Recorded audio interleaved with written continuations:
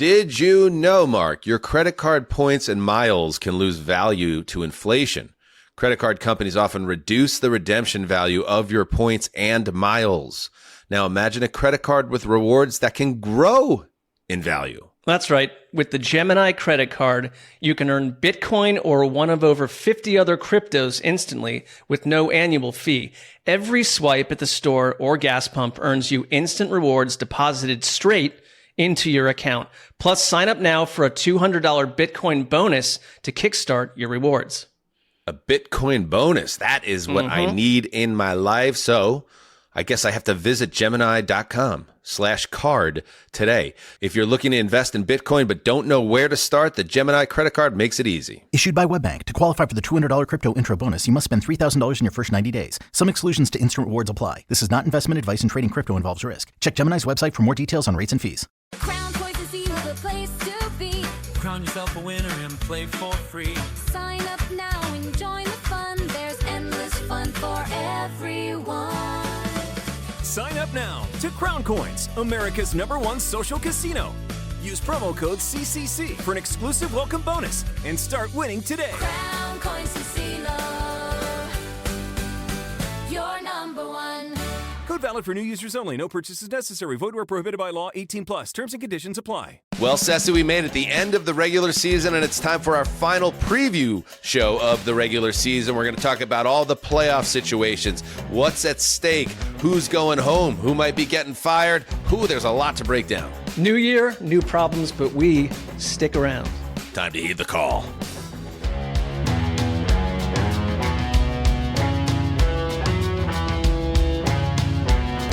Hello, welcome to Heed the Call, an NFL podcast. Happy New Year.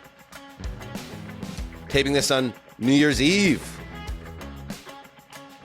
It's like when I was growing up, I grew up right on the border, literally, of New York and New Jersey. And my old boyhood chum, Colin Lowney, his property actually had the dividing line. So you could stand half in New York and half in New Jersey. And I'll tell you what, in 1991, that was the height of feeling alive, baby. That's what you did on New Year's Eve back then. Dan Hanzus here with Marc Sessler, Conor Orr, Justin Graver on the ones and twos. Yes, Happy New Year to you boys. Happy New Year to Colin Lowney and everyone listening and watching right now. Hedonists unite in 26. I know that you probably believe that when I was young, New Year's Eve hadn't been invented yet. But I also... I think you guys used a sundial. It was like, well, it looks like it might be year 4. Could be. I have fond memories. I think it's like old. when you're super young, like staying up till midnight was like one of the coolest things you could do on a sleepover or on Nothing New Year's. better. So, yeah. Nothing better. And I don't know if you guys, it feels like definitely something Connor might have the experience with. Use that old, the kids got to drink the grape juice in the champagne bottle, which I actually have in the refrigerator for the boys. So they got to simulate drinking alcohol, which, probably would be right up there with, they used to sell in the convenience stores back then. Also the gum that looked like a cigarette pack, and you could even blow smoke with it. Yeah. All things that probably were sending the children of tomorrow down a bad road in that time, but we had fun with it anyway. We did like a noon year's last year, and I remember the kids all like taking the grape juice champagne bottles and filling flutes, and like watching my 4-year-old, who the flute is bigger than his body, like double fisting this thing and taking it down. And I was like, this is inappropriate. We should probably bury these photos so he doesn't see them anymore. Yeah, but you know what? Little cute adorable. though, right? It's like a cute take on society. little baby alcoholic. Right. Yeah. All right, guys, listen. What are we going to talk about today? Yeah, we're excited. Everybody's going to party tonight, except for Connor. His whole family is in the medical ward upstairs, so we're keeping Connor healthy. We'll get to that maybe a little bit later. But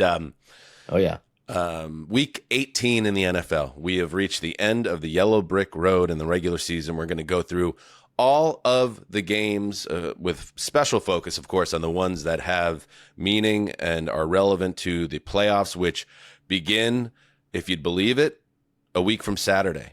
I mean, it happens that quickly, guys. So we'll study all the different playoff scenarios. This is also our last chance, Connor, and I know I heard you on the phone when we first jumped on with someone in the NFL, a league figure, talking head coaching and and maybe people that are maybe looking to make a hop, skip, and a jump. We won't discuss any further about who that conversation was about, but we might lean on the great Conor Orr of Sports Illustrated when we get to the games that feature the coaches who could be coaching their last games with their respective teams, because that's the other big subplot. By the time we do our Sunday night show, Connor, there will already probably be a coach or two that have learned that they have lost their jobs, and then it becomes that somewhat grim but necessary reality in our league.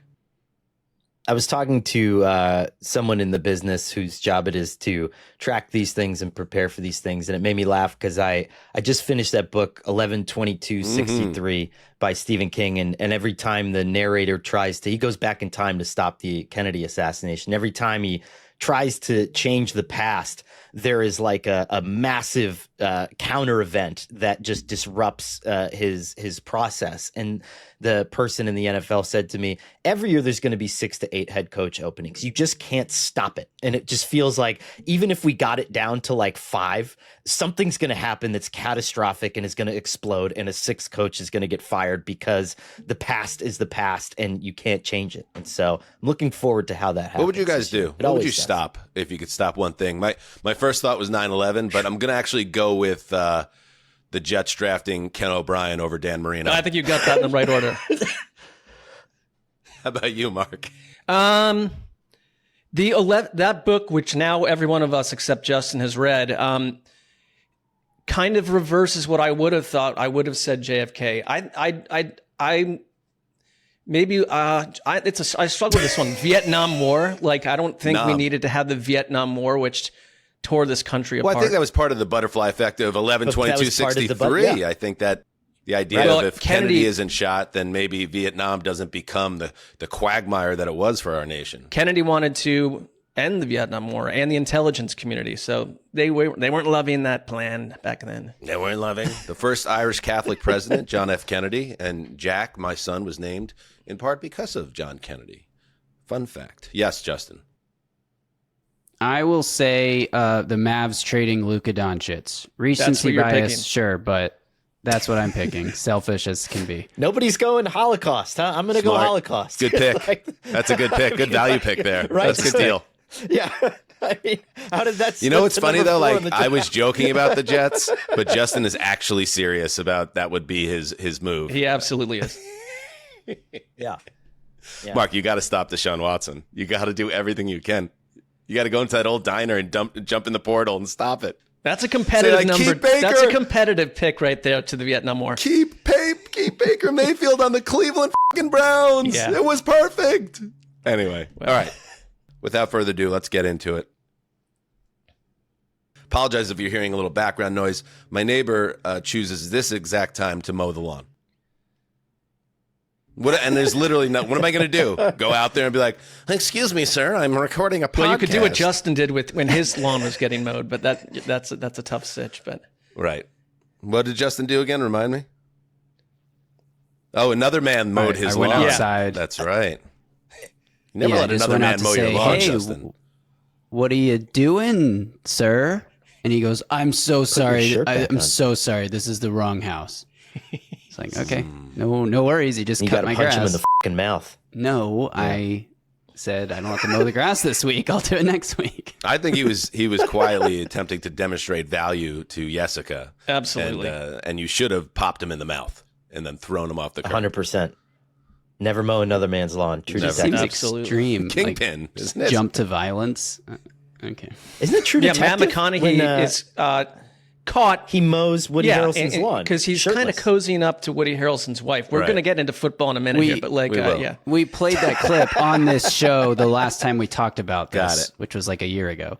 And this is a bit of a 1990s pop culture mind freak. But the Farrelly brothers, who directed the eternally underrated comedy with Woody Harrelson and Randy Quaid and Bill Murray, Kingpin, Roger Clemens in a cameo beats the shit out of Roy Munson for something involving another man's woman, and then he says, "You don't mow another man's lawn. You don't mow another guy's lawn." That was 96. True Detective was what, 2011?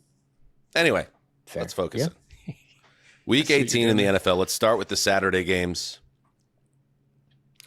because big implications, obviously. Let's go in time order in honor of Conor's JFK book. Number 16, Carolina Panthers, 8-8. At number 20, Tampa Bay Buccaneers, 7-9. Those are our power rankings, the power rankings of record.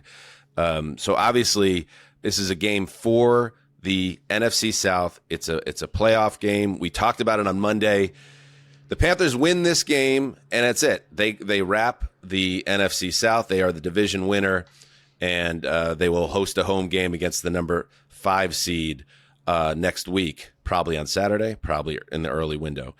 If they lose, if the Buccaneers manage to win this game, and then they get a little help on Sunday, that help being, Mark? The Falcons need to lose.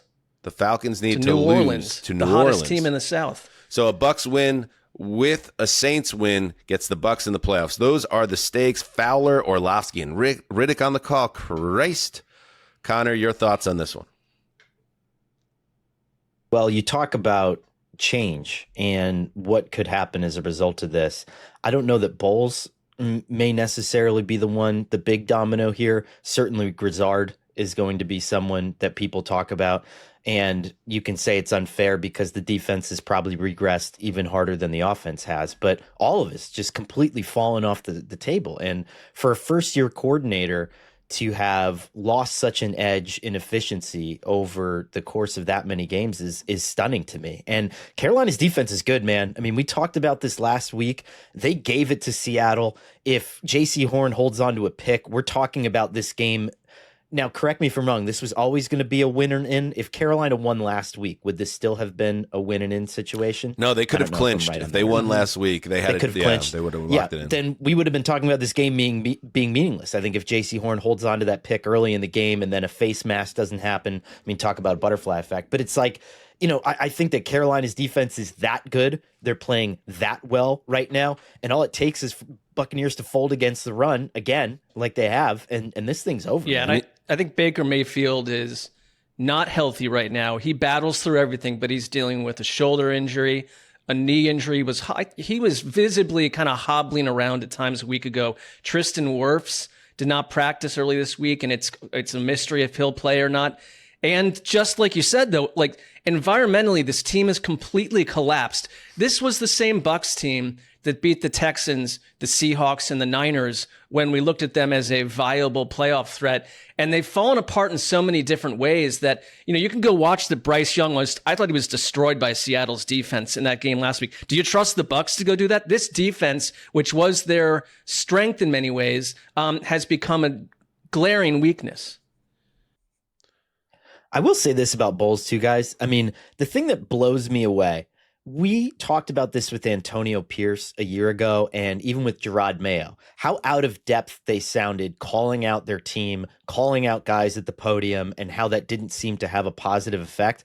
Today, Todd Bowles, as we're taping this, is saying we need to get better at the quarterback position. We need to get better at the signal calling position. This after 2 weeks ago, calling out the effort of your team in totality. It's like, brother, this is your job too. And I think that is head know? coach is a very difficult job, and not many guys can do it at the highest level. I think Bowles has had 2 cracks at this, and I think we're seeing some cracks. We're seeing a guy that knows the stakes. I do think he could be one of the coaches that gets let go if this game goes the wrong way. If the Bucs really flame out and be on the outside looking in, I don't know what the reporting out there is right now, but it makes sense to me that ownership would maybe look for a different path if the team really folds. Because think about this, and this is something, this team obviously has collapsed, right? They've lost 7 of 8.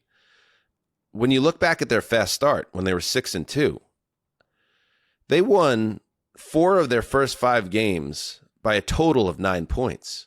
I mean, this was a team operating on a razor-thin margin to get to where they were. And so, football is fickle. Like, there's a way this team could be a 12-loss team right now if things go differently earlier in the season. So I just wonder if this team is actually not good. And the reason why this isn't necessarily a total collapse, it was just more the things kind of balancing out. And my last thought was about Baker, which is we all love Baker, and Baker's a great competitor, and he's a great quote, and he's had great moments as a pro, especially in the last few years. But I wonder if he's one of those guys, because he's not the biggest guy, he's not the most athletic guy, that injuries affect him different than, say, a Josh Allen. And when you take away some of that athleticism, which wasn't at the highest levels to start with, it makes him an ordinary quarterback when he gets banged up. And that's a product of being barely 6 feet tall and not having maybe the skill set of some of those freaks that are also in the league. So this isn't the first time we've seen Baker look very human when he's banged up. And you take the dynamic version of Baker away from this team. That maybe was the difference between all those close wins and now what's happening now, because he's essentially a replacement level quarterback. Yes, because I think that those close wins heightened the idea that Baker Mayfield was this clutch late game player. I mean, he had a lot to do with those close, and he is. But when you watch how he melted down in Cleveland and why they made a very weird decision to go after Deshaun Watson, or a terrible decision, he was not able to function with a non-throwing shoulder injury, which came from his competitiveness to make a tackle on an interception. And so that, I think you're absolutely right about that he's not going to just power through this, despite the fact that he has battled through this all this time this season. My admiration is for him is high, but they've lost too many of these games. They've fallen apart. And Todd Bowles, weirdly, coached the division-winning Bucs team in 2022 with an 8-9 record. But them getting into the playoffs after all of this just feels a little bizarre to me. Well, as would potentially the Panthers. I don't know. This is a coin flip game to me. And let's face it, whatever team wins this game ain't going to the Super Bowl. But maybe they play a tight game. Couldn't you see the Bucs winning a playoff game? No. See, you got to let it go, bro. Let it go, Mark. Yeah, but things are weird enough. I'm not saying that makes sense. You have the blinders on still that this is a team that has special DNA. It's not. And Baker is not special right now. You got to let it go. I'm just saying weirder things have happened, like that 7-8-1 Panthers team. Maybe he gets shot up with a ton of Toradol this week and next. I'm just saying, the fun, exciting Bucs, I don't think they exist anymore. No, they're gone. All right, let's see. And so too could be Todd Bowles if that goes the other way. Let's move on to the other game, and this is the game of the week. This is the number 1 Seattle Seahawks in our power rankings, 13-3 at the number 3 San Francisco 49ers, 12-4. Buck and Aikman on the call. Mwah! 8 p.m. Eastern on ABC or ESPN. ABC for Connor and his bunny ears in his living room. Probably ESPN for the rest of us. The winner of this game wins the division. They take the number 1 seed. They get the first round bye. Adventures in cable television. And correct me if I'm wrong, Connor, this was the same exact scenario a year ago between the Detroit Lions and the Minnesota Vikings.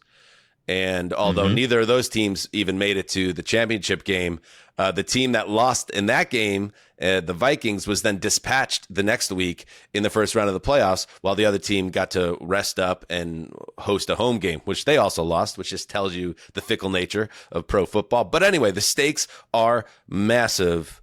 What are you thinking on this one, Conman? Well, when you get into a game like this, and I think last year is instructive, when both of these coaching staffs are so good and they're going to empty their clip on your weakness, it really does hose you for the following week in the playoffs. And that's what we saw with Sam Darnold and the Vikings, where their inability to protect Darnold on the interior and the way that they were able to rush him and all that stuff and beat up that offense, it carried over right into the following week, and Chris Shula basically carbon copied that game plan and used the same thing against Minnesota.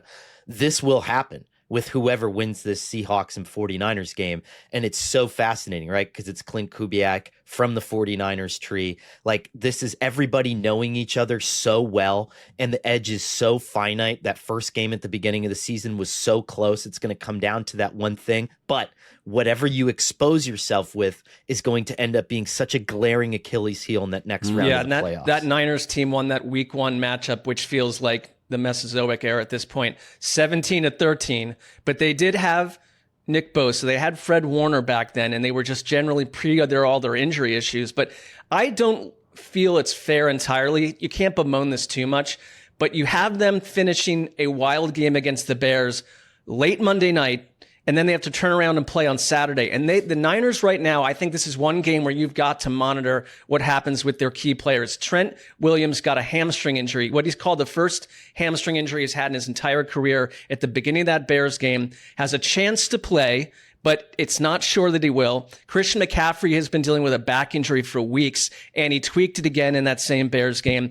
And George Kittle, it sounds like George Kittle will play. But these are key figures that get one less extra day in the biggest game of the season and against the most confounding defense in the league. So it's a lot to put on Brock Purdy if those guys are missing.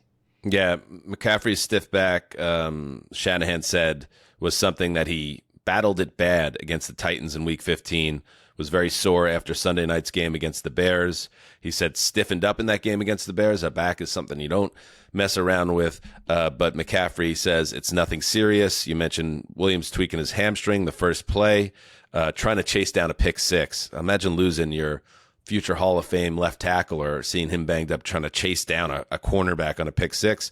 But that's what happens when a 37-year-old tries to do that. We'll see what his status is. And yeah, Kittle's return, and that's great that he's practicing, is a great sign. But their offense, not that they don't need George Kittle, but you saw how they were able to just keep humming, including at the tight end position with, who's it, Tongas? Yeah. Played well. Yeah, they're just so dynamic. So I expect San Francisco to be able to move the ball even against this very good Seattle defense. We saw the Rams do it with ease a couple weeks ago. The question to me, and it always is, right, is Darnold. Like, how does Darnold respond in this type of game? Now, the difference between, because Darnold is the one common denominator between this play for all the marbles Week 18 game and last year's, because he was, of course, the quarterback of the Vikings. In that case, it was Aaron Glenn who got the Jets head coaching job, sliding doors moment, because of what was kind of painted as a masterpiece at the time with a defense that was missing a ton of guys in Detroit, and they just cooked up Darnold. I think it's interesting to note that the San Francisco defense is coming off a horrific game and is down guys, just like that Detroit defense last year. And now it's Robert Saleh getting the chance. And he was the former Jets head coach who was essentially replaced by Aaron Glenn. Saleh could maybe... Then Rich Kotite got a chance. Exactly. Saleh has an opportunity here to mint his resume for another shot at a head coaching job by beating up on Sam Darnold again. So, and I'm trying to think, did Darnold and Saleh cross paths with the Jets? Did he coach? There's so many things to break down here, but at the end of the day, my head's spinning right now. At the end of the day, Darnold has to be able to rein in the mistake plays that have killed him in these big spots. And Connor, like, against this San Francisco team, you're cooked. If you give them short fields, this game is going to get ugly in a hurry. So Darnold has to be the very best version of himself. And as reductive as it might seem, he is the key to me in this game, which version of Sam Darnold shows up. You're totally right, and I think that we just have to call it what it is. Sam Darnold, I think somebody had the cross-section post on Twitter, I forget who it was, but since Brock Purdy has come back, he's reclaimed his throne as the EPA king in the NFL. Darnold's down to 23rd in that time period. He's not playing well right now. And we mentioned this on the wrap-up show. This is one of the worst teams in the NFL in 3rd and 5 to 3rd and 10, when play action really isn't a factor, when you can't trick the team into thinking that you're going to run and then you can get one of those big explosives downfield. That's an issue. 49ers can eat you alive on that front, especially with how light they play on defense. I don't know, man. I'm like, let's pick this game. This one, the more that I talk about it. San Francisco 26, Seattle 25. I want to say one quick thing. Yes. I don't think Darnold melts down in this. I think he's got to get 3 quarters in without a complete collapse, and he's got to stay mentally tough, because he seems like a guy that hears a lot of this stuff about him, but I just tend to think he's going to rise to this moment, that he won't be the GOAT in this one in a negative way. I hear you, but and I feel the same way because I root for Darnold, as I've been saying for years on the show. That's what I want to happen. But I just see a lot of evidence that the opposite could happen. Now, in fairness to him, the reason they're in this position is because of some of the brilliant throws he made down the stretch against the Rams, including, maybe the throw of the year to Cooper Kupp to set up the winning score in that classic game in primetime. I just think at the end of the day, the San Francisco offense is just too good right now. Brock Purdy is the absolute best version of himself right now. And I think they're going to continue to score points. And I think that's going to put the Seattle offense in a position where you're going to be asking Darnold to do a lot. And I feel turnovers coming again. I'm going to go Niners 38, Seahawks 24. Yeah. Wow. That's not what the NFL's Hell yeah. hoping for in terms of a close game, but you don't get what you want. People are watching it anyway. Real quick before we hear Connor's pick on this, I just want to sports in general. Sports had 96 of the 100 most watched telecasts in 2025. Football had 92 of them. The NFL had 84 of those 96. And the dominance is at another level. The only 4 non-football sporting events to make the list: Game 6 and 7 of the World Series, the men's NCAA championship game, and the Kentucky Derby. So NFL doesn't give a shit. That's people are going to watch the hell out of this game regardless on a Saturday night. But for us as fans, yes, you'd like a close I'm not game. suggesting low ratings. That wasn't where I was going with that. You are absolutely right. Connor? Sam Darnold, if you do touchdowns to total turnovers, has one of the worst ratios in the NFL among regular starting quarterbacks, 20 turnovers in this one. And if that starts to be the case in this and you get that 49ers defense hyped, I think it's game over. I think it's like a 24-18 game. I think it's close, but it probably not as close as it feels because San Francisco will be able to play keep away. I hope they don't boot me out of the Darnold hive on this one. But well, you're not acting as a PR agent at the moment. I help build the Darnold hive, but I also have to be accepting of reality that I have concerns about how he fares in this particular game. Okay. Somebody's coming after me. Let's take a break, and when we get back, we dig deeper into Week 18, the primetime games. All right, we are back. Let's keep on moving now. Yes, Sunday Night Football, another game with extreme consequences. On multiple layers, right? You have the number 14 Ravens 8-8 at the number 13 Steelers 9-7. Tirico and Collinsworth on the call, 8:20 p.m. Eastern, NBC. Winner take all for the division crown and that last playoff spot in the AFC. As we talked about Monday, we don't know if Lamar Jackson is playing, but he returned to practice on Wednesday, though. Yeah, that's a sign, a very positive sign. But John Harbaugh said he obviously will remain the starter if he's healthy. He did practice. He's got the back injury. There's so much on the line in this game. Let's start with the Ravens side. The whispers about John Harbaugh and his job security. The whispers of a rift around Lamar Jackson and some very sound reporting from trusted figures in and around that team that Lamar Jackson could potentially be on the move in the offseason. A loss in this game is something that could potentially speed up that situation, which would rock the NFL, a 2-time MVP on the move, ostensibly in his prime. On the other side for the Steelers, I think Mike Tomlin, win or lose, probably is once again safe, I would guess here. But is this Aaron Rodgers' final game in the NFL? I feel like how he plays in this game might dictate any decisions he makes or that Pittsburgh makes about who they want to be their quarterback. And so all this stuff is set up, Mark, for good theater. I know it's the two teams that you might hate more than any other teams in the league, but when you have a play-in game with two old rivals in prime time to end the regular season, that ain't bad. Well, yeah, from the hate angle, someone's going to suffer. I will say this, I feel for Steelers fans, they've got to be thinking this is happening at the very worst time because the DK Metcalf suspension, we saw against a good Browns defense what that looked like without him on the field. Their explosive plays completely went away. When they played Baltimore last time, Metcalf, this was a game that made you believe in this offense and what Rodgers and Metcalf could achieve together. He had 7 catches, 148 yards with that 52-yard catch, and really victimized the Baltimore secondary. It was like, that's your answer. That's how you do it. No DK Metcalf. You traded away George Pickens, so they're really thin at wideout. And I think it gives a lot of answers to Baltimore's defense. Darnell Washington, who I was starting to love watching, broke his arm. He's out of this thing too. So they're really thin on offense, and they don't seem like a team that can creatively get their way out of that without turnovers on defense. We don't know if TJ Watt's even going to be available.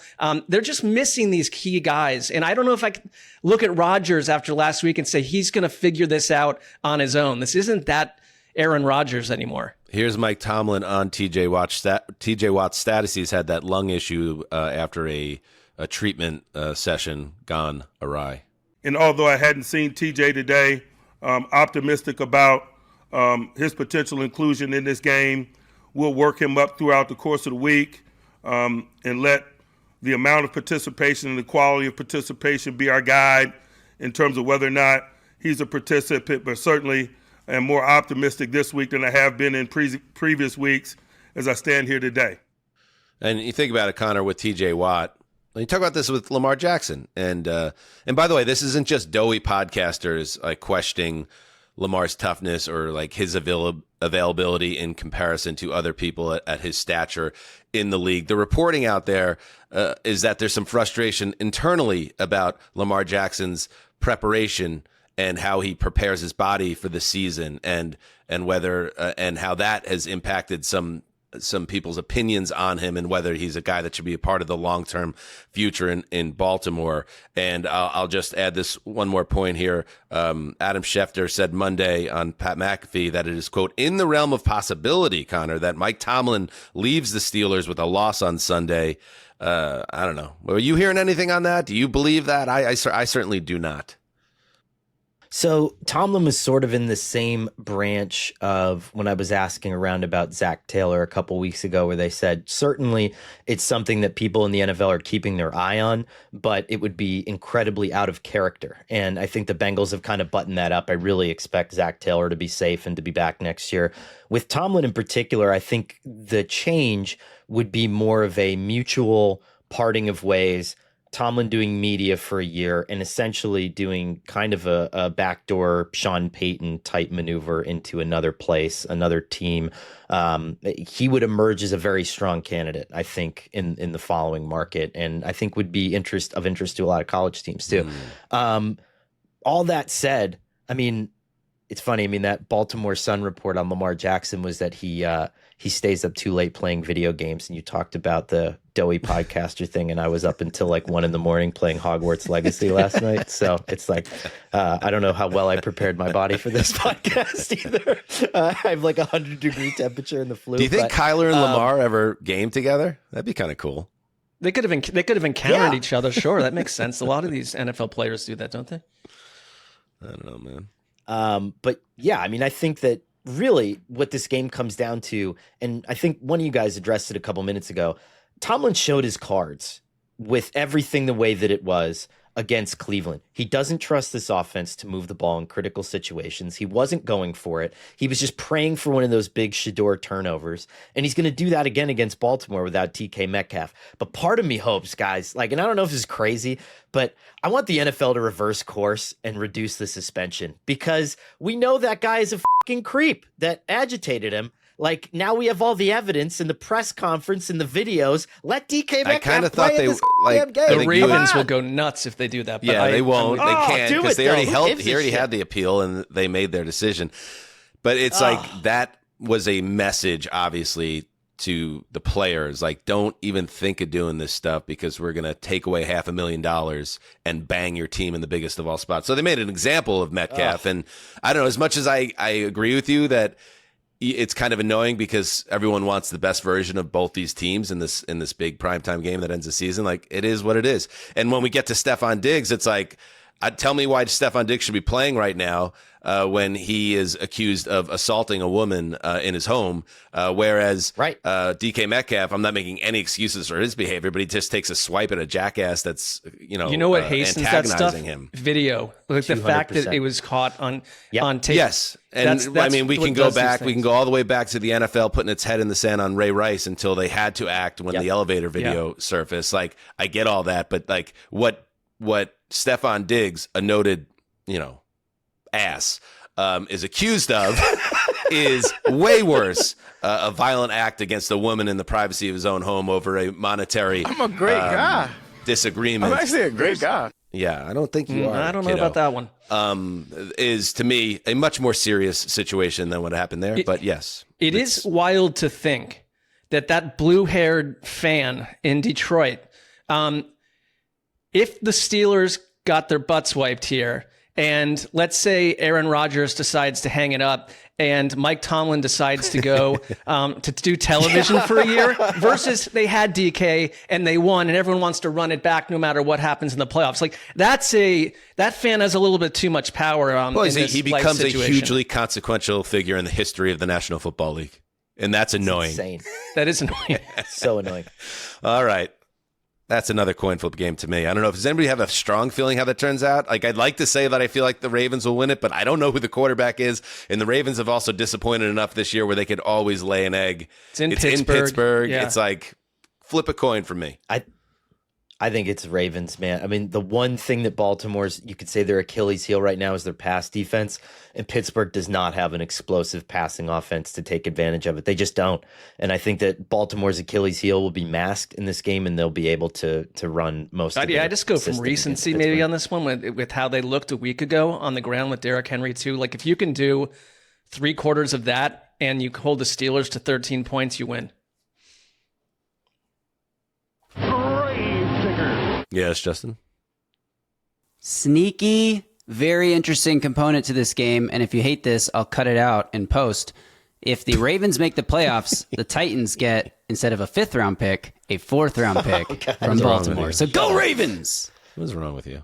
Why did we save that until the end of the preview? Yes, Connor.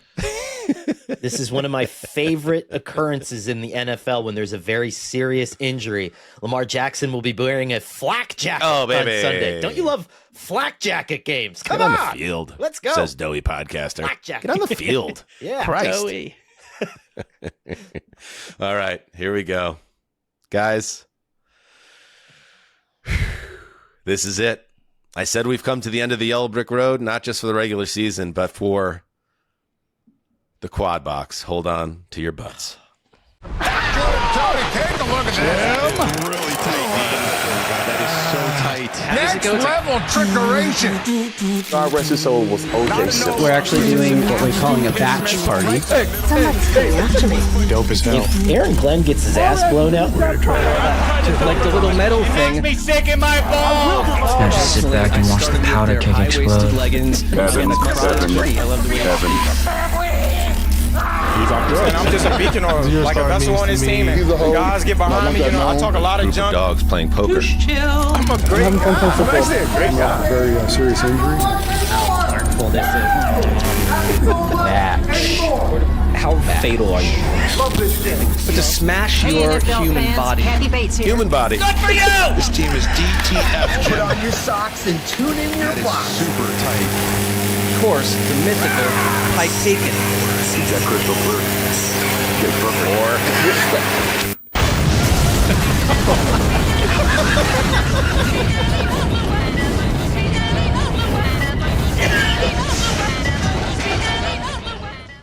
Oh, now we've done it. What was happening at the very end sound-wise? Sounded like a devil's chant. What was happening? There's a lot happening, Cess Dog. Well, it just felt very satanic in the final 4 or 5 seconds of like children screaming something devilish. I don't know. Was that Guy Fawkes in there? Shit. That was wild. You have to watch it on YouTube if you're just an audio listener. You really do. The end of that sent me into, I went to laugh instinctively, but turned into such a violent coughing fit that I had to take myself off the screen. I honestly don't feel safe right now. Because I think we've done and broken the universe. That was over 60 seconds, by the way. For the good of society, if we even survive what just happened, we got to put the quad box on the shelf till next September. I think it's the only way to. I think it would be irresponsible to bring the quad box back. We're toying with the fates, and we have been for a couple of weeks, but especially today. I guess the question is, does it come back in its 60-second form in September, or do we have to we begin a new journey? Wipe it. I think we got to wipe it for honestly. We are threatening to tear a hole in the very fabric of the universe here, and I think it's important that we hit a reset button after that. I think you're right. All right. All right, it's time to build a quad box somehow. Focus up, everybody. Mark, get us going. Okay, selfishly, and I feel like this is not, I could get violated or violation here, not violated, hopefully, but I'm going Browns at Bengals, okay? It's the last time for Myles Garrett to get this record done. And now it's not Aaron Rodgers on his target. It's Joe Burrow, who appears. All right, that sell me on this, Mark, because I have to say, as a non-Browns fan, I have kind of lost interest after the third week of this conversation. Sell me, baby. I had this weird premonition that these two teams may be dumb enough to flip coaches in the offseason. There is a lot of other speculation. Jesus Christ. If the Browns fired Stefanski to hire literally Zach Taylor, like, I feel as a Jets fan, I'm ready to walk off the plank right now.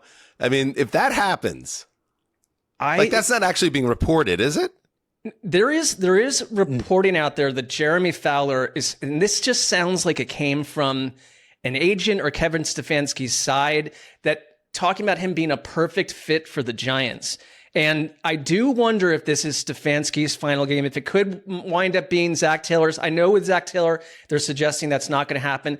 I don't know if anything we know is going to happen or not at this point. Is there a world where the offseason becomes doused in rumors and speculation that in a springtime shocker that Joe Burrow goes somewhere else? Like, it could be the last version of these two Browns teams that we see for a very long time. And I do think that there's even a world where the Browns could trade Kevin Stefanski to the Giants and wind up with like 3 number 1 picks in this draft. Like, so just a lot of tectonic shifting here. Okay, so Stefanski is under contract, you're saying.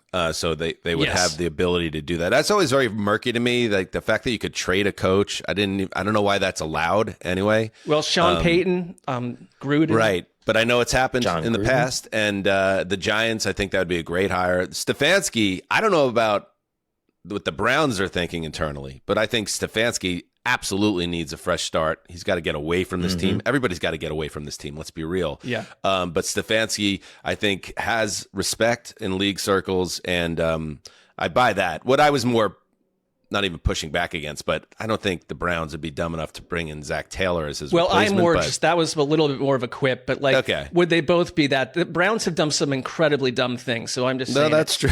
That is true too. And serious, like, again, if I was a Browns fan, I'd be hyper fixated on the Myles Garrett thing, and it would be extremely frustrating, but also extremely Cleveland for this guy to be sitting at 22 with 3 games to go and then not getting a sack after. What did he have? He had like 12 and a half over a 4-week straight space or something before that. I know sacks tend to come in bunches. Like, I could see him getting shut out. I could see him also having 3 or 4 in this game, which would be cool because we want to give the sack record its full dignity back. And yes, I understand there are people out there that have reached out to me. It's like, no, the sack record already has its dignity back because TJ Watt tied Michael Strahan. No, we need to erase Michael Strahan from the record book. That is what gives the record its dignity back, and hopefully it happens for the sake of Browns fans and Marc Sessler. Myles Garrett, not so much. I'm not the biggest Garrett guy, but what we're talking about here is the record book and f- Michael Strahan. Purity. Yes. Wow. Interesting take from Mr. Lawrence Taylor's a god over there. But, I mean, what? Well, Lawrence Taylor was a god. What does that have to do with it? Just the erasure of record books when we were so passionate about we are, but the thing is, I I believe that records, especially the big ones like sacks, should have their sanctity, and we don't need to go down the road of what Michael Strahan and Brett Favre conspired to do, the biggest tragedy of 2001. I'll wait for it. It was a good 9/11 joke, but whatever. Okay, you guys aren't at my level. There's nothing I can do about that. All right, let's move on. Up next in the quad box, Conor Orr. All right. This is a pretty high pick. I went back and I don't think I've picked second or first since I blew up at Justin. And I know that was sort of part of everyone's little right. And also game. it helps you that Mark led with a 4-12 versus 6-10. So you're really right. in a good spot. Well, we will discover that there aren't like a ton of hidden gems in this lineup, but we will for John. There's no question. I'm going Packer. The number 12 Packers at the number 17 Vikings. Spiro Didi's special. One of my guys, just a great underrated human being. McCarthy might play. Are you in suggesting this game. that there are some places where Spiro Didis is villainized and not seen as a good person? Well, I think about Spiro a lot because he's like me. Everywhere that I've gone, you have to climb up from the bottom. And I know that like CBS takes the absolute worst game every week and is like, hey, Spiro, go to New Mexico and call this game, because no one gives a shit, and I think that when he gets the chance to step up to the plate, right. Here's a ticket and coach and an old suitcase. Head for the border, Spiro, and come back if you can. But JJ McCarthy might play in this game. This could be Brian Flores' last game. The Vikings could finish this season with a winning record. It's insane. Yes, based it is. on just everything they've gone through. And so I think there's a lot to watch. Justin, when we did our over-unders, I had the Vikings. I thought I was dead. Was it 9.5 or 8.5? Do you remember? Maybe you could look into that. I will have to look into that, but I think by it the might have end been of this 9.5. game preview. Yeah, I think it was 9.5. I think I'm banged. Just like on the Colts, I almost ended up getting that via a miracle, but they cleared the 7.5 bar, so I'm banged there too. We'll check in on all that next week, and we'll also find out if Mark went 0-4 again, which I'm really excited to see. Big pressure on Sestog in the old over/under competition. Would you be surprised to know that I have no idea who I picked? No, I am certainly not surprised to know that. Yes, I think the Packers, like you said, locked into the number 7 seed. LaFleur said after Saturday's loss to the Ravens that Jordan Love will resume starting over Malik Willis when healthy, but he declined to confirm whether the team would rest any players during for the Vikings game. Love is still in the protocols. We record this on Wednesday, but it's practice, so he could return this week if the Packers want to play their starters. I don't see any reason why you would. They're locked into the 7th spot. And also Malik Willis. I feel like if I'm Malik Willis, call me crazy. And just this is the crazy thing about the NFL. Malik Willis, a total afterthought, right? A year ago or a couple years ago. And now he's played so well in Love's absence that he's going to get a job to be a starting quarterback, and he's going to get a good amount of money you would expect on the open market from some team dying for any type of competency. I almost wouldn't want to play if I'm Malik Willis. Like I'm good. Like it's like the guy at the blackjack table that hits blackjack 3 times and then wins 6 hands in a row and is like, I'm getting off this table because I know this is going to turn. But he might end up playing in this game, obviously. And the other big subplot here, Brian Flores, who's had another excellent season as the defensive coordinator of the Vikings, his contract is expiring after this season. Flores spoke to the media, said, I've loved my time here in Minnesota this week. Kevin O'Connell said there has been, quote, very good dialogue with Brian Flores. Asked if he anticipated a possibility of Flores moving to another team as a DC. O'Connell said he did not. Have you heard anything in this realm, Connor? I think that it's possible that Brian Flores moves on. As a head coach candidate or a lateral move? I think he deserves head coaching bona fides. I think that he did a great job in Miami. I think that there's just complicating factors. There's still a pending lawsuit against the NFL that I thought around this time last year was going to end up getting taken care of and taken off the docket. But, if you look at the teams with the openings, for example, it's like, he's not going to go to the Giants. The Giants are one of the named defendants in this suit. And are they even going to bring him in for an interview at this point? I don't know. But I do think that if you're Flores, you're looking at what made that Vikings defense great. And you were able to coach them up, and you had Harrison Smith in the back who could kind of organize everything and could be your eyes and ears on the field. A lot of that's going away, right? And you're going to need to kind of take your talents elsewhere and to find that next kind of guerrilla unit that you can patch together.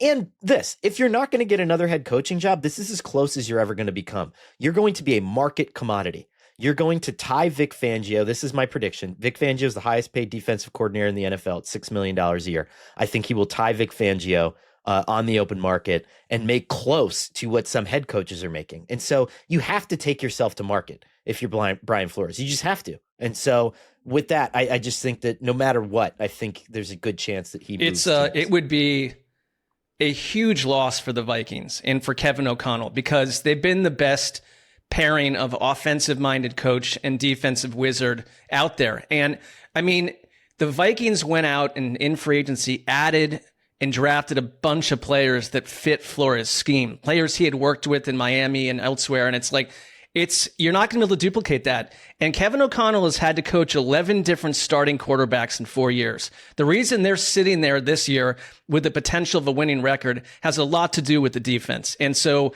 just the void of that would be a big, rough game changer for Minnesota. I mean, it has almost everything to do with the defense. The quarterback has been 75 to 80% of the times an absolute disaster for this team. And along those lines, by the way, I totally agree. The Vikings should move heaven and earth to try to keep Flores in the building. Remember, like paying a defensive coordinator, it's just money out of the pocket. It's not towards a salary cap or anything else like that. Just like do what you got to do, unless he wants out, and then you can't control it. His contract is up. But Lamar Jackson, we talked about him.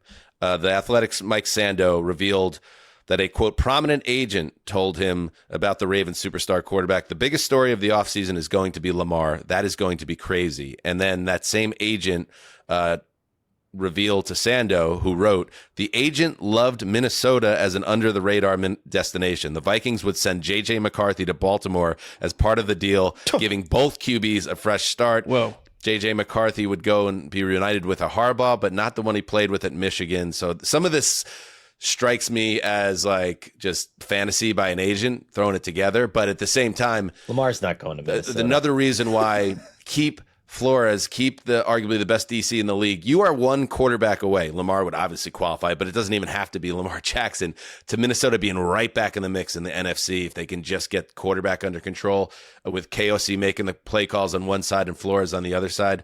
The Vikings, this is such a pivotal offseason for Minnesota, and they have to get it right at two very important spots.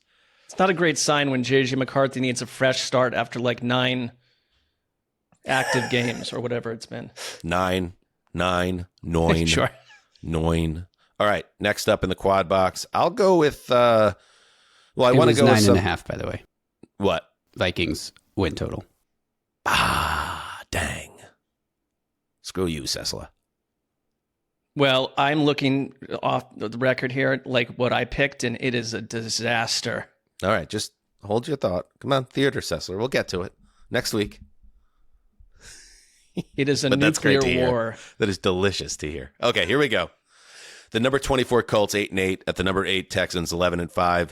We got some things going for us here in the quad box. One, Iron Eagle and JJ Watt on the call. And here's a prediction. I'll go with a media prediction for next year.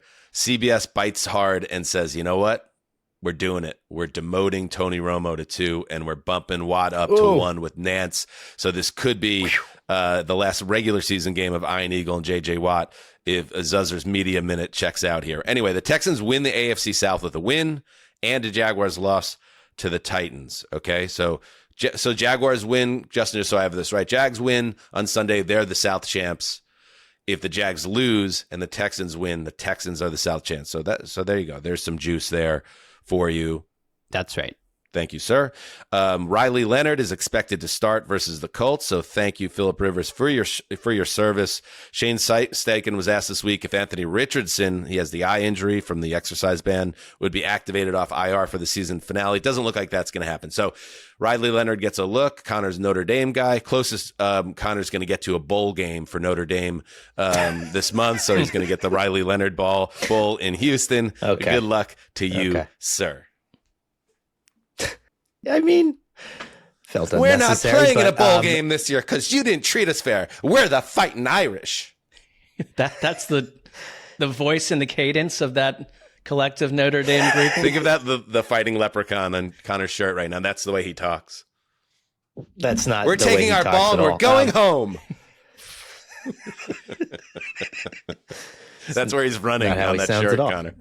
rugged. And it would be fine if he sounded that way, by the way. But I put the Riley Leonard thing in the same bucket. And I remember this was a drum I was banging at the beginning of the season, and we can tie the thread back to this Packers-Vikings game. There should be more 2-quarterback offenses in the NFL, especially when that other one is so adept at running a run-first offense. Like Riley Leonard had 18 rushing touchdowns at his senior year at Notre Dame. They ran essentially like a modified Army offense with him at quarterback. The Packers should be doing that with Malik Willis. Like he should be in goal line red zone packages where you can use his speed and his passing ability but does to that your work, advantage Connor? and to mix then things up. If you're like, oh, here's my running quarterback, I'm going to put him in and run situations, and then that defense is like, oh, okay. I mean, but it also shows why having a quarterback that can do both is so effing valuable in the league. Correct. Well, right. And so if you're starting Riley Leonard, let's see what he's got. And I think he will be able to handle it. Like, I think he'll hang around in the NFL for a while. But I'm just saying, can you develop him enough where, and I'm not saying it's just run specific, but can you trust him enough to throw him in the red zone? And, you know, when a defense kind of has the beat on you. Same thing with the Packers. We know they can trust Malik Willis in the red zone, but why aren't we mixing these guys in more regular? And I think with a good start, maybe Riley Leonard maybe works himself into a part-time game. I mean, I would do that this week specifically. Have multiple people running the ball about 46 times. I don't know what you're expecting to see when you want to get a look at Riley Leonard against a Houston defense that has a lot to play for, everything to play for, and kind of feels like Street Fighter 2 to me when they get their groove on. So it's a tough spot. It would have been a tough spot for Phillip Rivers, and it's a tough spot for Riley Leonard. It's just like this defense can eat anyone up. All right. Finally, Justin, close out the quad box. All right. We previewed all the games that really matter this week, but this one could have some interesting talking points. And there's a big story in the news around one of these teams that came out on Wednesday. So I'm going to go with the Dallas Cowboys, number 18 in the power rankings at 7-8-1, at the New York Giants, number 30 at 3-13. Giants still with an outside shot to get the number 1 pick. They just need the Raiders to beat the Chiefs, and they need to lose to the Cowboys, and then they have to hold on to the strength of schedule tiebreaker. But then the Giants would end up with the number 1 pick. No real incentive for them to win this game, except that I think Mike Kafka would like to be considered for the full-time job, so he'll probably be coaching for that. But the interesting story on this one is on the Cowboys side. Oh, is that where we're supposed to jump in? I guess I'm interested. Yeah. Am I supposed to be interested in the Trayvon Diggs? I don't really care. But here's the situation. Trayvon Diggs, who, had a breakout season a couple of years ago, was a big playmaking cornerback, and then had some injury issues. He gets released. In fact, the top of the ESPN headline stack was incredible. This comes like a week after that. The ESPN headline stack, I just like it. It's like a little snapshot into what's going on in the sports world. I don't know if you guys knew that. But 2 weeks ago, it was Puka Nacua is maybe an anti-Semite, was like the top headline. And then the bottom one was also Puka Nacua's son stole a Lakers car. And I was like, that's pretty crazy. That's a pretty crazy stack. Yesterday, the top 2 headlines, Stephon Diggs is a piece of shit. And then the second one was Trayvon Diggs gets cut by the Cowboys. It's like, wow, tough one. Tough one in the old Diggs house and the old ESPN headline stack. Anyway, so there was some type of issue here. The reporting from Jordan Schultz. My understanding of the Trayvon Diggs situation is this. After the Cowboys finished their Christmas game versus the Commanders, Diggs requested Brian Schottenheimer to stay in Washington for the holidays since he's from the area and his family stays there. Players often ask for and are usually granted additional family time during the holidays if the schedule makes sense. Dallas played Thursday. Schotty denied the request. Diggs again said he wanted to be with his family and that if he went back to Dallas, he'd just be flying right back on the first flight out, especially when the players had several days off. The team vehemently denied his request again. And then today, the team released him. Diggs is healthy and ready to join a new team for the playoffs. And then our friend Jane Slater had follow-up reporting. God, I don't give a fuck, but I love Jane. Trayvon Diggs tells me he did stay back with family for Christmas and did attend the concert. There was a concert. Both can be true. He says he never lied about what The concert was Friday at 11 p.m. and the artist was his best friend from back of Here's what I think happened here, Connor. The Cowboys were sick of Trayvon Diggs' shit. They were unhappy with how he's rehabbed previous injuries. I think they actually rescinded some guaranteed money because they didn't like how he was comporting himself as a professional. And then with no guaranteed money due to him after this season, they were already sick of his shit. He kept on pushing this item and then disobeyed them. And they were like, we're done with this guy. And this shit happens in the NFL when you're no longer deemed to be an impact player, which obviously the Cowboys were looking to go in a different direction. Anyway, your thoughts? We'll address that in a second. I'm going to kind of go near 40s white for a second and just note that this was a Shy Glizzy concert. I didn't know. And Ant Glizzy, I guess, has something to do with this. And he's a former associate of Shy Glizzy. And then that's how all this came to light. Was Mark, you writing this down? Of Ant and Shy Glizzy. Yeah, I'm transcribing this. I mean, I think it factors into the playoffs, right? We saw, the name is escaping me now, but the Jair Alexander, right, was supposed to go to Philly, ended up not making it there. Cornerback is a valuable commodity at this point. It's not like he is not a skilled player, and I think he's going to be super valuable if he's healthy. This is such a play out the string game for Dallas's defense at this point, and it really doesn't matter. I mean, I guess that they want to prove a point and set a tone before they cut him, but they're going to be moving on from their defensive coordinator at the end of the season too.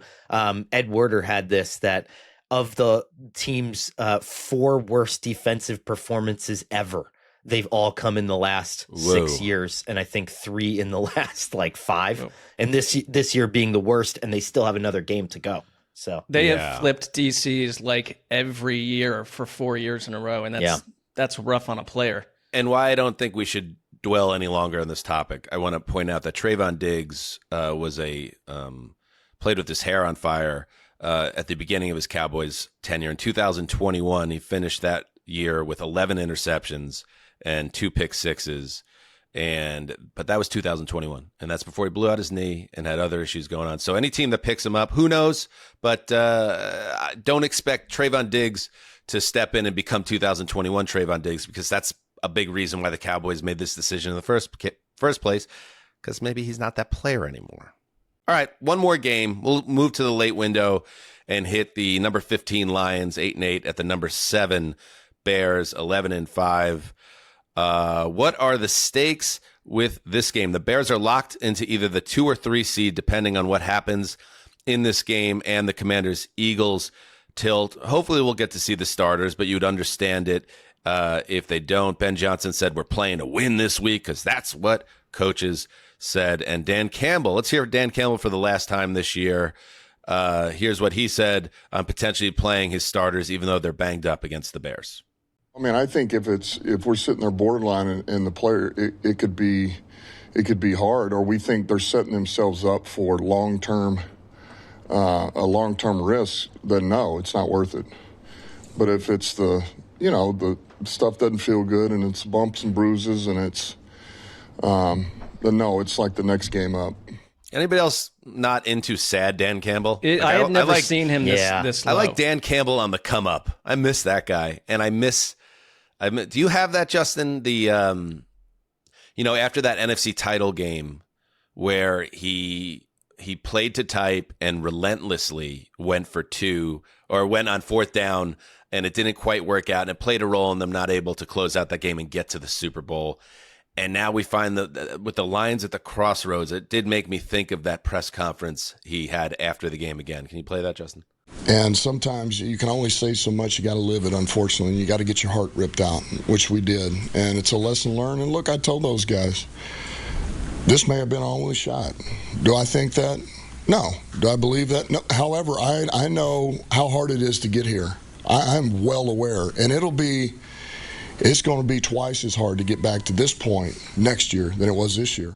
And you have to wonder, Mark, if that was the Lions' best shot, and I hope it's not. I hope there's another chapter to this, and I don't think Dan Campbell's job's in jeopardy or anything like that. But I did think about that after this season went so sideways.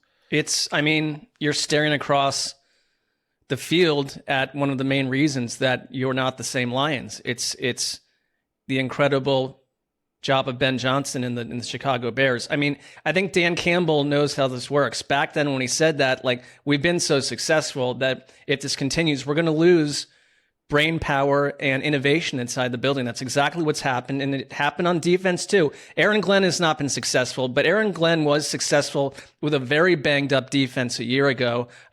This defense, they've lost 3 in a row, and they've allowed 30 plus points per game over their last 5 games. So for a Bears team that absolutely wants to win this to avoid, depending on how the chips fall, a certain team from the NFC West, this matters a lot. And it's a good setup for Chicago's offense to look like it did last week, which was they keep getting better on a weekly basis.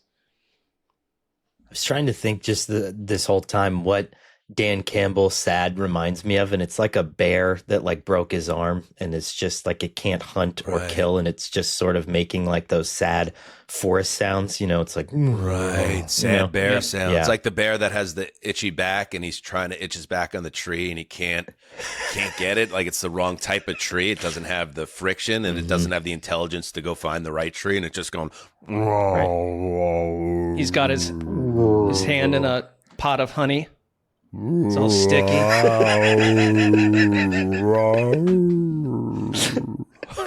right, let's take a break and we'll hit the other ones. All right, we're back for the last time this year. We head to the other ones. And remember, it's not our fault. It's your fault. Well, your team's fault. Let's get to it. The number 22, 90 seconds on the clock, Saints at the number 21, Falcons. 2 NFC South teams. Well, I don't know. With all due respect to the Panthers, is it fair to say that maybe this is the 2 best teams in the NFC South playing, but they're not the ones that are playing for the NFC South title?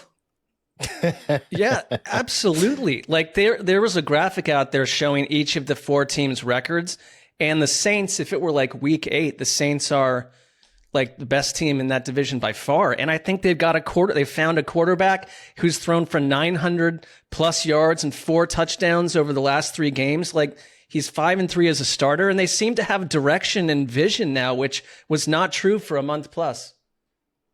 Now, maybe Shuck wouldn't have been ready at the end of the beginning of the season. I thought Spencer Rattler actually played pretty well, but I mean, you start playing the what if game, and what if he had started at the beginning of the season and the Saints pick up like 1 or 2 more wins than they have now? We're talking about Kellen Moore going to the playoffs in his first season as an NFL head coach, which is wild. It's a bad team. And a reminder, Moore. The Falcons lose to the Saints. The Bucks win, or excuse me, the Panthers win the NFC South, even if they lose on Saturday to the Bucks. I mean, it's a fittingly discombobulated end to the season for this particular division. Let's move to the number 28 Tennessee Titans, 3-13 at the number 5 Jaguars, 12-4. Adam Amin and Drew Brees on the call. The Jaguars clinched the AFC South with a win here, or Texans lost to the Colts. They're playing in the same time frame, right? They like to keep these things lined up, if I'm not mistaken, for playoff reasons. Yeah, 10 a.m. Western, 1 p.m. So the Jags have to go all out and get this, and if they do, they can get the home game and the division crown. And remember, they could even steal the top seed in the AFC with a win and a Broncos loss to the Chargers and a Patriots loss to the Dolphins. A lot has to happen, but it can happen. The Titans, obviously, it behooves them to lose this game, get the better draft pick, and continue to build around Cam Ward-Sessi. I really like what I've seen from Cam Ward at moments. I know, Justin, you are the lead on this case. I don't know if it's going to matter this week, but Cam Ward has made 2 or 3 or 4 throws a game that make me think they have found their guy. I really do feel that way over the last month or so. I'm just, I don't know. At this point, I'm so in the let's just get them to hire a head coach. You know what I mean? Like, this is not to be like Mark about this one, but it's just like, all right, let's get on to who's coaching this team next year. You know, I'm like ready. to say on the Cam Jaguars, Ward said, "Oh boy." Cam Ward said on Sunday night, the best thing about this team is that we all know change is coming. That's what he said was the best thing about this team. So. 0 star, baby. Every one of their asses is getting fired. Sorry, Jaguars fans. Just didn't have time to get in that analysis at the end on the team.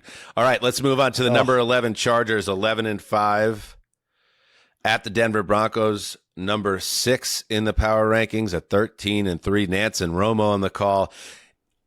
The Broncos clinch the number 1 seed with a win or a Patriots loss and a Jaguars loss. As discussed Monday, the Chargers will be resting their players. So this game loses, obviously, a lot of its allure as a result. Connor. This, I think, can be the coronation of, Broncos are going to end up, 14-3 probably after this game. And then you go into the head coaching cycle with Vance Joseph being probably your most interesting second chance veteran coaching candidate, has taken this team to new heights this year. And as much as you could say about Brian Flores, you could say about Vance Joseph kind of taking Sean Payton and tying him to his hip and pulling him through. So interested to see if they can maybe put a stamp on it with a very emphatic, maybe a goose egg there to pad the stats. With all due respect to Vance Joseph and Raheem Morris and people like that, with the possible exception of Brian Flores, I don't want same thing with Robert Saleh. I don't want a retread defensive coordinator if I'm looking at how the league operates and how teams are successful, and give me the up and coming play caller with some buzz around him.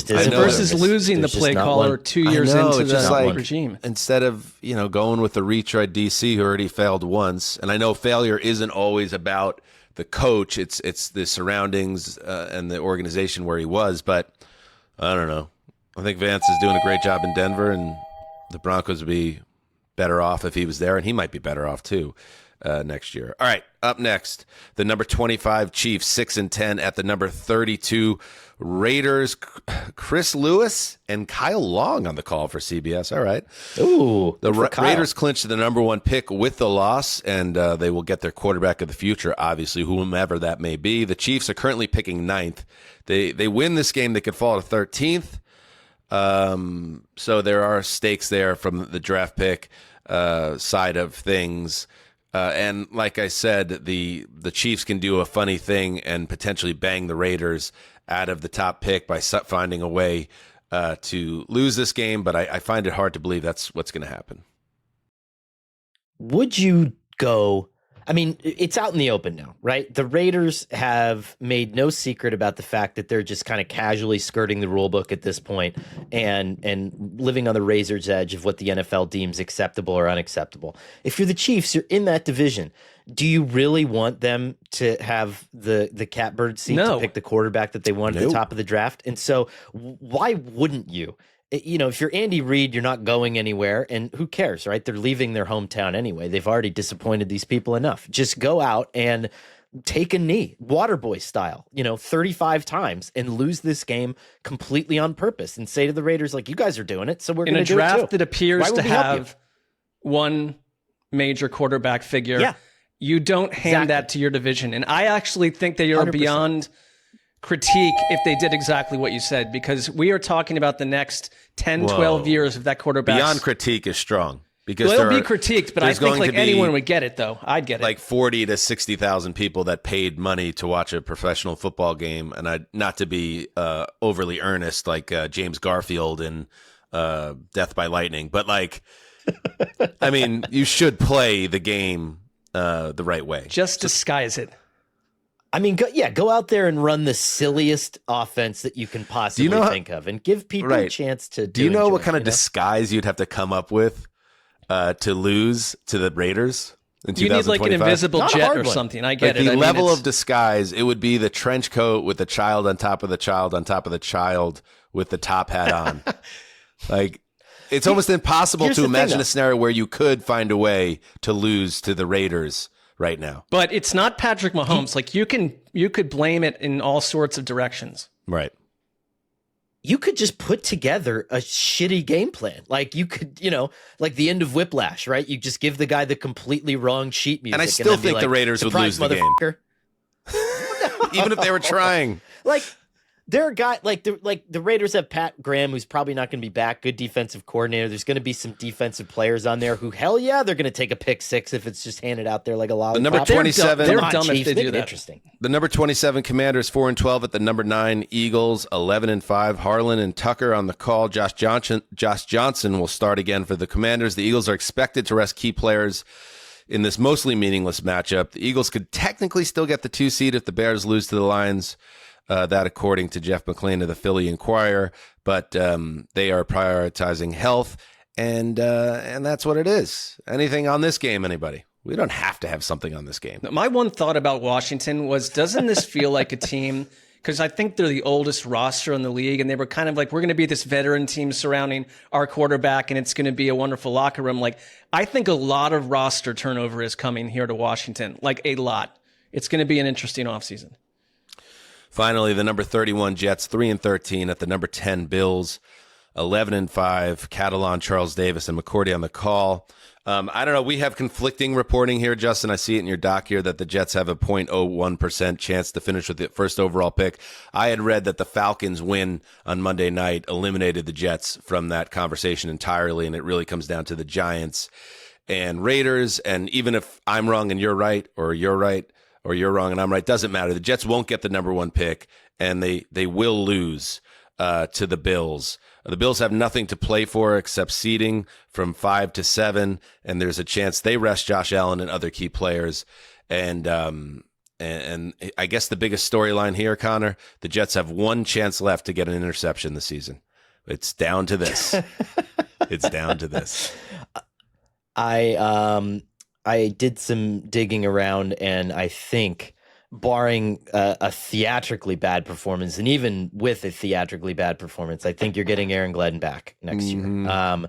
That said, it's the tide has shifted on that over the last week, where people are like, oh my God, like I never thought that this would be a possibility, and it's now kind of on our desk, and it's something that, people are thinking about. But the kind of the bottom line factor that I got when I did some digging on this is it's so much money. Like, they gave him so much money, and they gave him a big contract to come over there. And while standard, I think, by years in terms of a coaching contract, big value, and that's a lot for Woody Johnson to eat. And I think there's a second part of it too.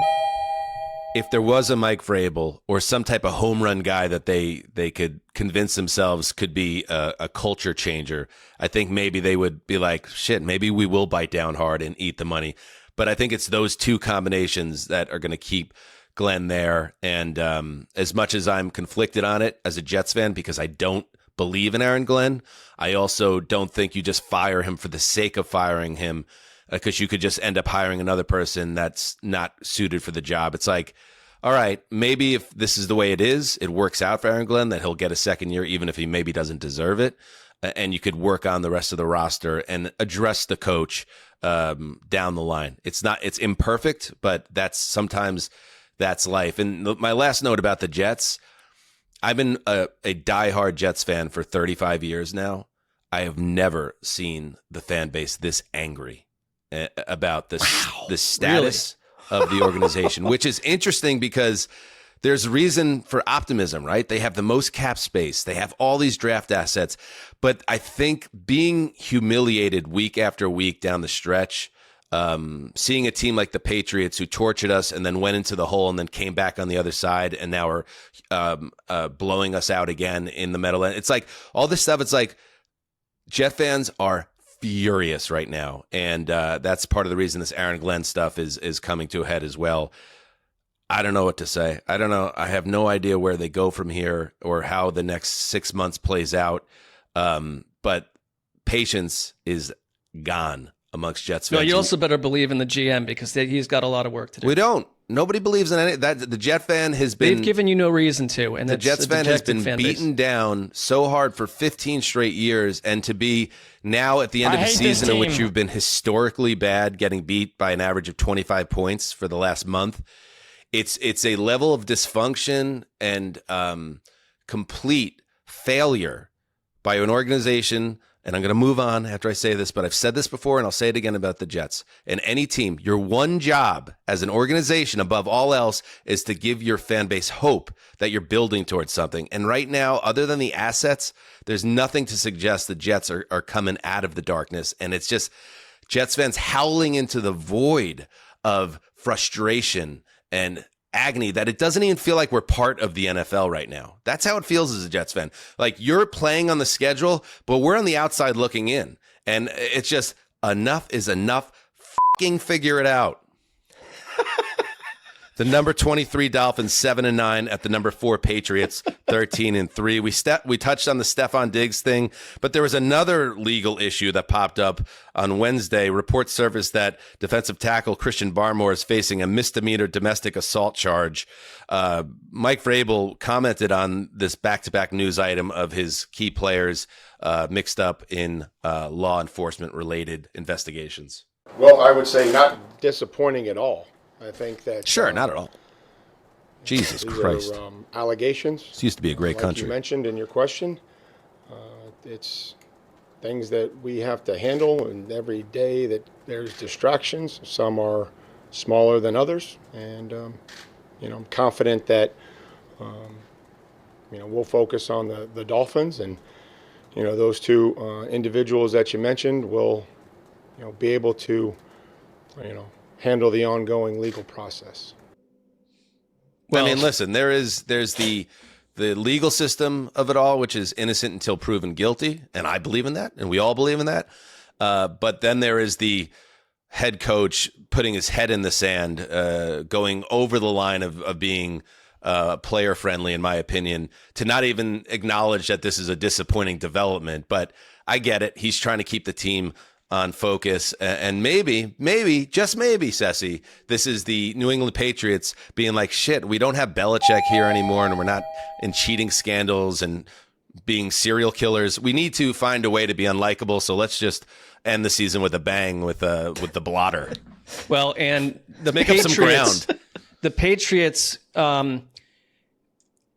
in fortune's sake, I totally agree with you, but he's not going to be arraigned until February, so it clears the slate for him to keep playing unless the NFL steps in. This stuff's crazy. Which one are you talking about? Because there's two different Christian players Barmore, involved, right? but there is like, I would imagine, a playbook for how most coaches are to speak of a legal issue like this. Like, I'm not going to get wound up about Vrabel, but it kind of just says that if you're a good player, you're going to get treated differently than someone else. If you want to stay in Washington to go to a concert and hang out with your friends on Christmas, and you're not playing well, you're out of here. You do this, we're not disappointed in you. I mean, it's total hypocrisy. 2 notes. Patriots clinched the number 1 overall seed and a first-round bye with a win at a Broncos loss to the Chargers.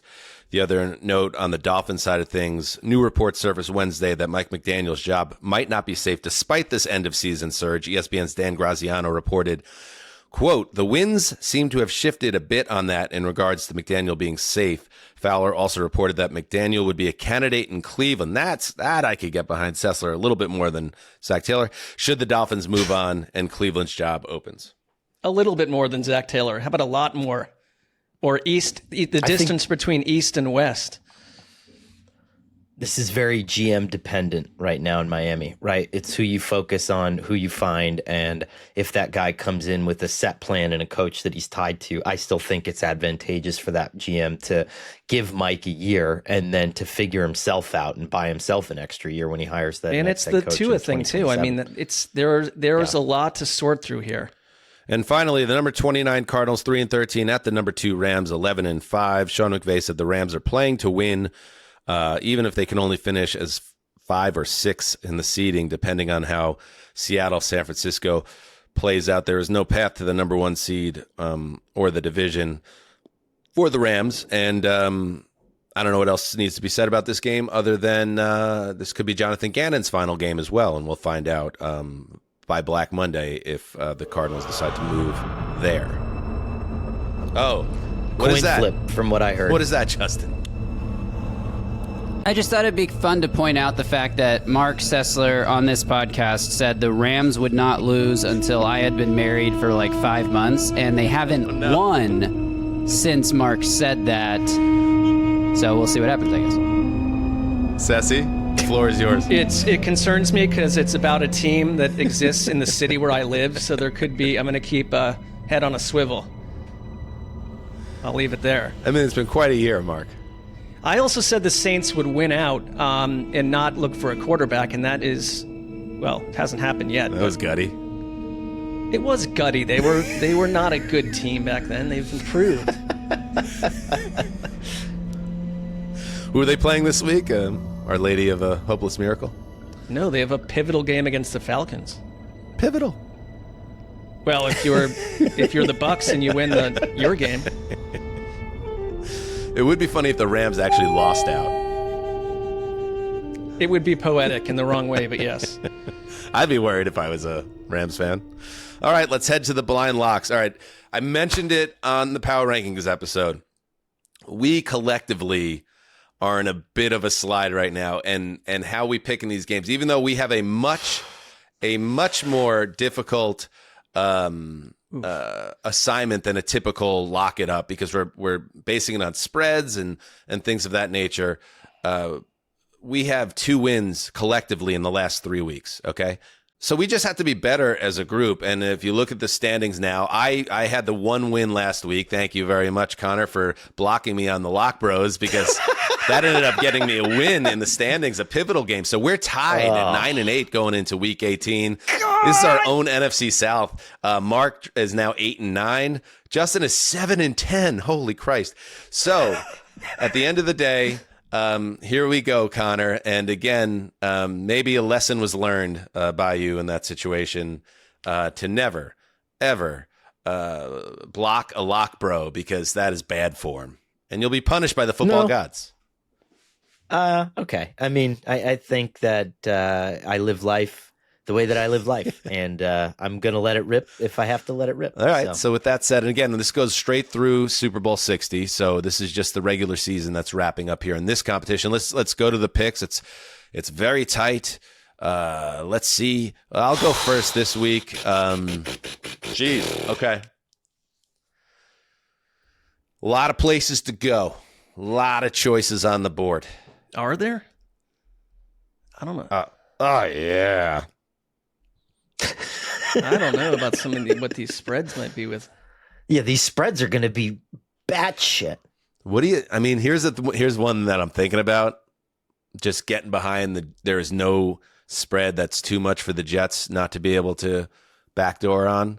But Josh Allen might not be playing. Well, it is the last game at Highmark, and McDermott did say that the intention was to give the fans their starters for at least some of this game. Yeah, and I'm hoping that will depress the spread a little bit because of the speculation there. I will lock up the Buffalo Bills knowing that I'm going to have to cover a lot of points, because that's how much I don't believe in the Aaron Glenn-led New York Jets right now. They're finally going to give you the 3-interception game you were hoping for.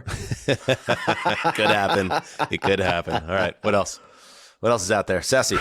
I'm going to go, I'm assuming this would be a pretty tight spread. I believe in the Bears beating the Lions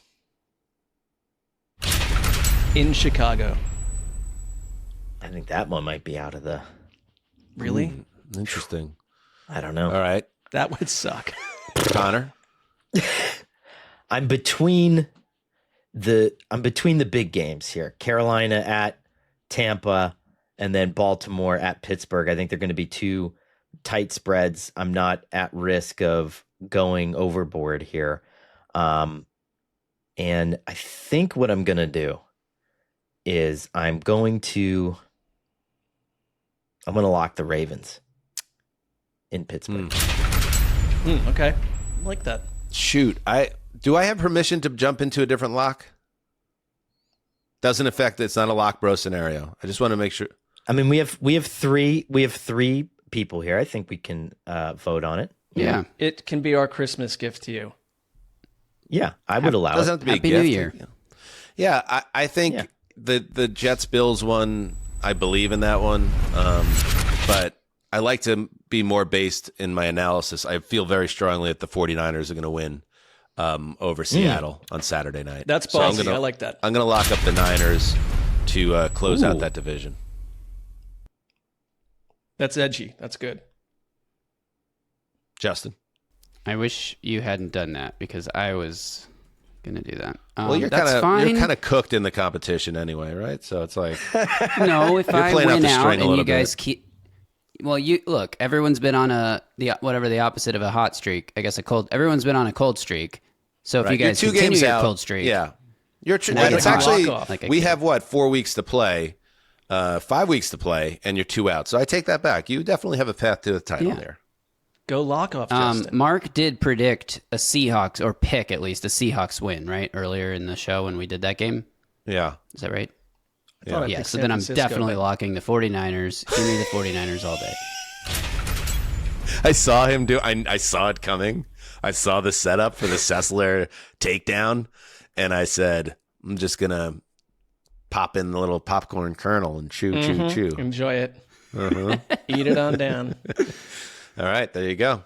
Let's now, again, if anybody is unaware, if it's 5 points or higher, you have to cover double the spread. Let's see if anybody gets banged on the double up. We're all clear. Oh, nice. Wow, Buffalo's only 7. Damn, shit, that feels like a home run. Jets are not keeping that within 14. You can't go back. I like this one.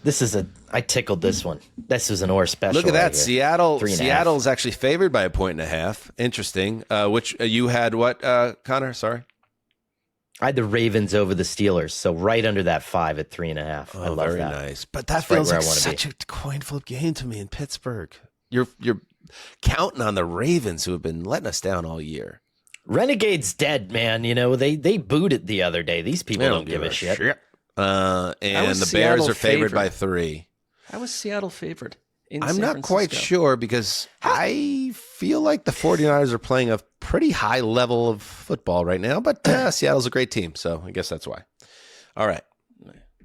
I also think Seattle's been better on the road this year than at home. Well, they've been yeah, incredible on the road, but that still doesn't compute to me. All right. Good up, everybody. Yes, and if you're listening to this right now on New Year's Eve, thank you for that. If you're listening to it on New Year's Day, I hope you had a nice night and a safe and a fun one, and a reminder that that we are very thankful to have you in our lives for a second year on the Heed the Call adventure, the pirate ship, Mark. We feel like we're in better position than we've ever been as we head towards 2026, and it is the hedonists that we have to thank. We do. For all those that have smashed the like button during this season and before it, keep smashing it, keep joining us, and we'll keep doing what we do for you. Hope you did some smashing on New Year's Eve. Connor, anything to add? I'll say this really quickly. I was looking back at some texts that I had from our old buddy Chris, and he said something really prescient that I thought about a lot this year, which is that life is just a series of golden moments. And every time I walk down the stairs and I sit in this chair to talk to you guys, it's a golden moment. And so I appreciate everybody who listens and everybody who comes to this, because it's just the best. Beautifully said. That does make my smash the like button comment feel a little like, I would have changed things up had I gone after that. But that was very well said, over there. And wherever you are, Chris Wessling, I hope you're on your adventure in life. Yes. And in the afterlife. So, Happy New Year, everybody. See you on the other side. Flagship show. Check out the Patreon show for our draft and pop culture fun. And until next year, heed the call.